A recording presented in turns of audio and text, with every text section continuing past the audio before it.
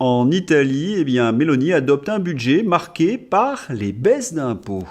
Il prédisait pauvres Italiens. L'arrivée de Meloni devait ruiner leur économie alors que les Français avec Macron devaient prospérer grâce au Mozart de la finance. Mais le scénario prévu ne se déroule pas comme prévu et tourne au film catastrophe pour les Français. C'est assez intéressant parce que l'Italie s'est affranchie de certaines règles européennes et elle profite de l'effondrement de l'Allemagne. Mais en France, on a un deuxième boulet, pas seulement l'énergie, qui est accroché à nos pieds. Oui, le socialisme. Agnès Verdier-Molinier. Les étrangers de plus de 65 ans sont de plus en plus nombreux à venir s'installer en France pour toucher le minimum vieillesse alors qu'ils n'y ont jamais travaillé. C'est le même montant qu'un smicard qui a bossé et cotisé 44 ans. Donc un Français ou un étranger régulier qui travaille et cotise 44 ans touche autant qu'un étranger de plus de 65 ans arrivé récemment et bénéficiant du minimum vieillesse sans avoir travaillé ici. Où est la justice sociale ? Mais je vous l'ai dit dans un précédent entretien, la ministre a bien expliqué qu'il n'y avait pas de préférence nationale. Autrement dit, les Français sont rackettés fiscalement pour enrichir tous les profiteurs du monde entier. Remarquez que pas un Français ne bénéficie d'aides étrangères. Oui, c'est à sens unique. Il y a quelque chose là-dedans d'inouï. Et c'est dans ce contexte que le président de la République, Emmanuel Macron, va présenter ses vœux aux Français le 31 décembre. Et Emmanuel Macron prépare son allocution au fort de Brégançon, avec l'espoir que les Français soient capables de lui pardonner. Attendez là, je vous laisse un petit peu méditer cette phrase, que les Français sont capables de lui pardonner. Mais Macron est-il encore parmi nous? Est-ce qu'il redescend de temps en temps des sommets enneigés de poudre?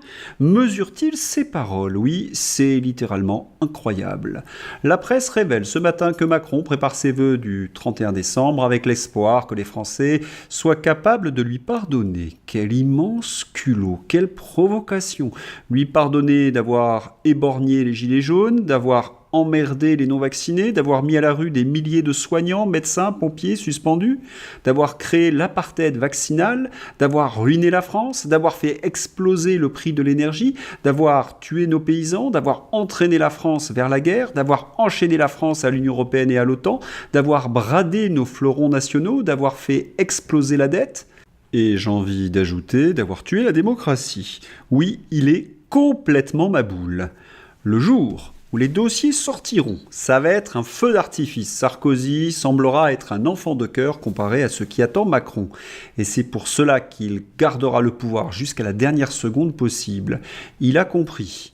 Oui, on l'a dit, il s'accrochera comme un morpion, mais il peut être destitué ou poussé à la démission parce qu'il y a plus grand monde qui le soutient.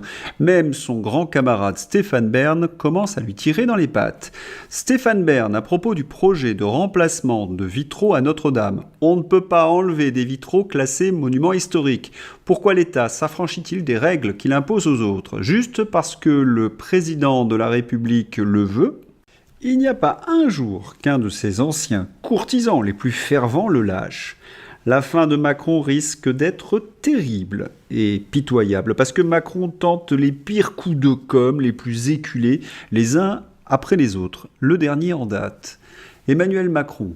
La protection des plus jeunes est au cœur de mon engagement. Elle le restera pour les 30 prochains mois. Pour poursuivre et renforcer notre action, j'ai demandé pour janvier la création d'un haut commissariat à l'enfance. Philippe Herrlin, par exemple, pour éviter qu'un garçon de 14 ans ne couche avec sa professeure de théâtre?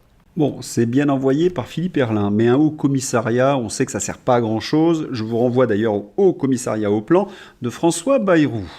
Les internautes ont tout de suite réagi et vu qui pourrait occuper ce poste de haut-commissaire protection de l'enfance. Qui sera le haut-commissaire voulu par Emmanuel Macron? Jacques Lang ou Dany? En effet, je ne vois pas qui Macron pourrait nommer d'autre à la tête du haut-commissariat à la protection de l'enfance. Ah si, il y a peut-être également Olivier Duhamel. Et ce haut-commissariat est en plus une infâme diversion pour cacher l'éducation sexuelle à l'école. Aurore Berger considère que l'éducation à la sexualité est une nécessité absolue. Voilà, c'est la raison pour laquelle la colère gronde chez les parents d'élèves.